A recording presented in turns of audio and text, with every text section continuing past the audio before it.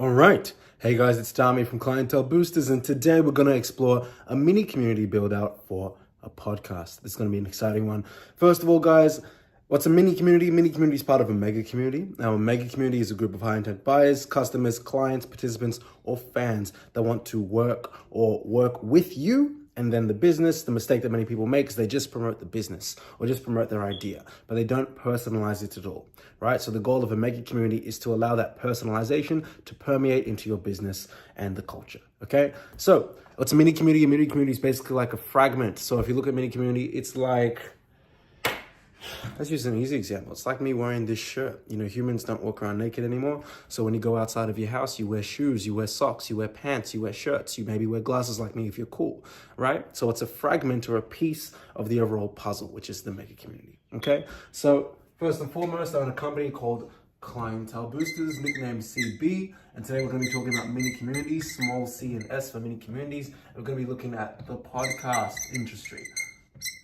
Now, we actually had a podcast client, half owned by two people, or run by two people. One was in Sydney, one was in Miami.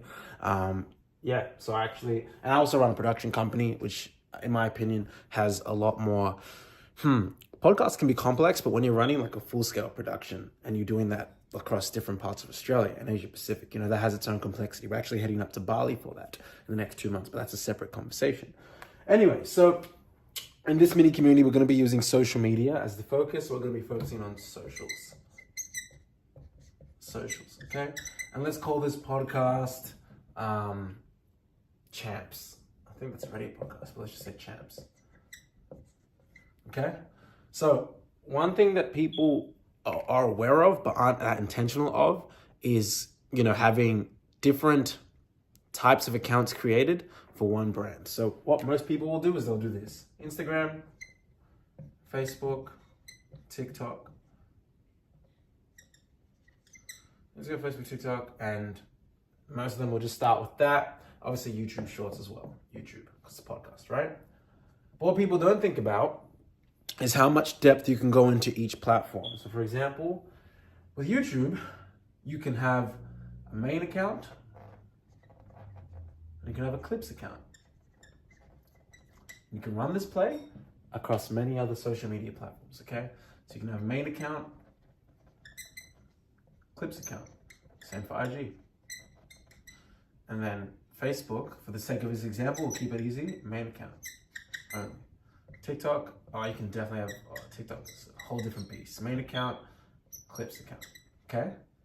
So this is, again, one layer above the rest, because a lot of people won't have the clips, and clips. So that's an additional 3 accounts already. And we've just started the video, okay?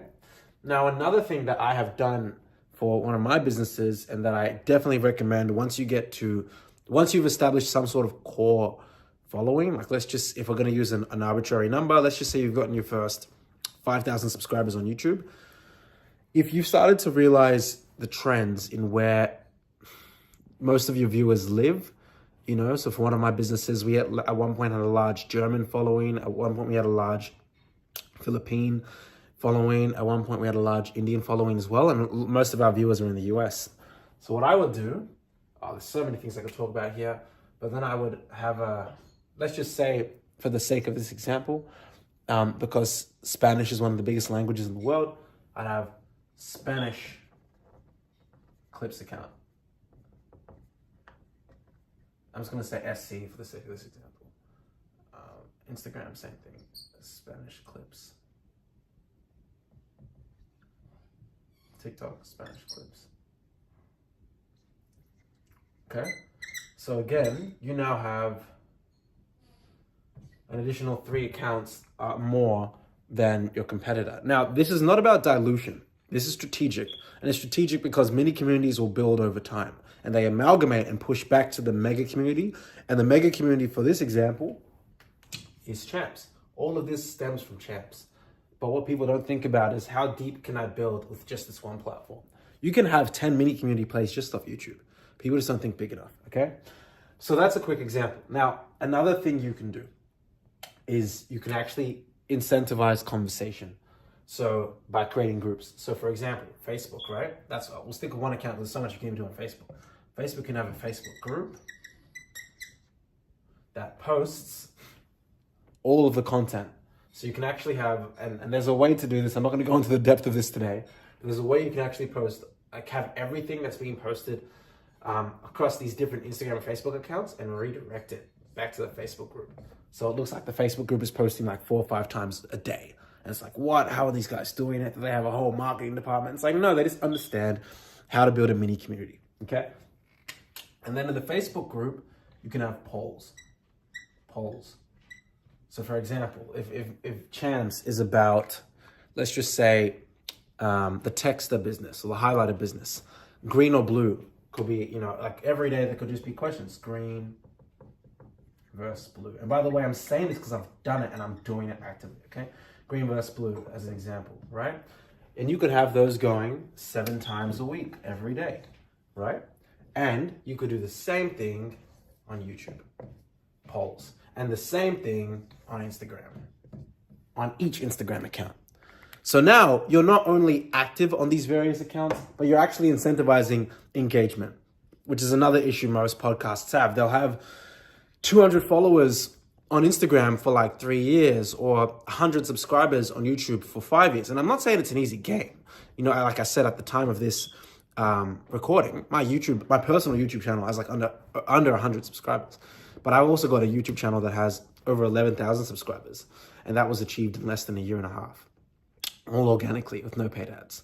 And we've generated over 1 billion views for that same company organically, right? On TikTok. So like, I know what I'm talking about when it comes to the long and the short-term game of this, which is why I'm happy to give so much good content, because I know one video of mine can equal like 25 pieces of content across a variety of platforms, right?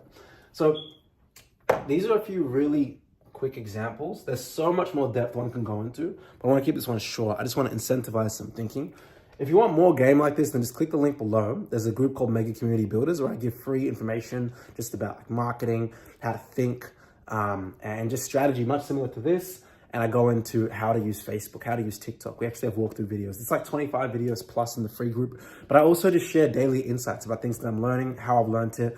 And you guys can steal from that. Now, if you want personalized help and you really want us to come in and pretty much put in an infrastructure that's going to make sure that over 1, 2, 3 years, you have a massive podcast where things are working, things are clicking, you have a flow, you're getting high-level guests. People sometimes wonder, Dami, how do you recruit hundreds of cast members for that other production company of yours called Start Central? Like, we have a flow for that. And that uses another pillar of a mega community, which is remote sales teams.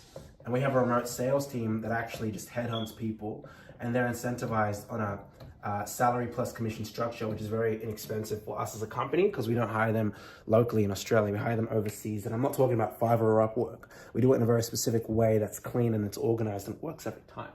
That's how we've been able to grow to, Melbourne, Gold Coast, Sydney, New Zealand, and we're going to Bali. And that's next. And then we've got that's most of Asia Pacific. That's popularized, at least, for the content that we make.